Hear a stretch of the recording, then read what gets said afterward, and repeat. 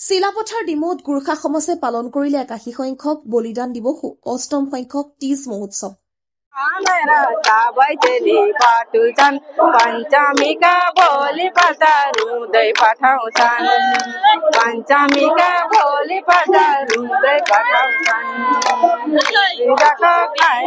দেশৰ গোৰ্খা অধ্যুষিত অঞ্চলসমূহৰ সমান্তৰালভাৱে চিলাপথাৰৰ ডিমৌত সোমবাৰে আয়োজন কৰা ৮১ সংখ্যক বলিদান দিৱস তীজ সমাৰোহ। শ্বহীদ মেজৰ দুৰ্গা মল্ল বলিদান দিৱসৰ লগত সংগতি ৰাখি গোৰ্খা মহিলাসকলৰ সকলোতকৈ জনপ্ৰিয় পূৰ্বৰ পৰাই পৰম্পৰাগতভাৱে চলি অহা তীজ মহোৎসৱ এক উখল মাখল পৰিৱেশত অনুষ্ঠিত কৰে।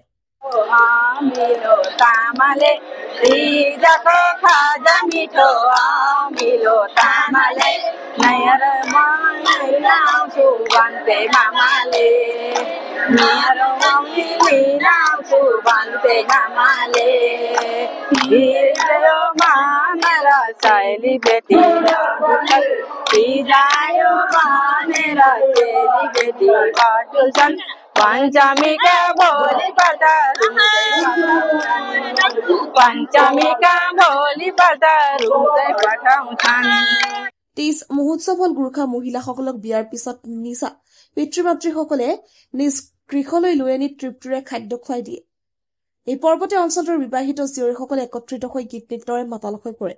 কেৱল জীয়ৰীয়ে নহয়, যুৱতীসকলেও আনন্দত আত্মহাৰা হৈ পৰে। মুঠতে এই বিশাল উৎসৱমুখৰ পৰিৱেশত ৰূপান্তৰিত হৈ পৰে আয়োজনস্থলী। সংগীনী মাৰুণী নৃত্যৰ লগতে জনগোষ্ঠীটোৰ বিভিন্ন গীত নৃত্যৰে চিপাল হৈ পৰে আয়োজনস্থলী।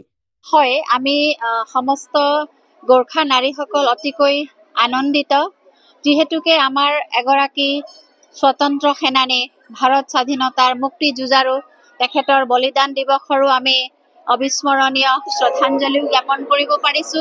লগতে আমাৰ গোৰ্খা সম্প্ৰদায়ৰ অতিকৈ আপোন, অতিকৈ মৰমৰ আমাৰ উৎসৱ তীজ উৎসৱো আমি এই মঞ্চতে পালন কৰিব পাৰিছো।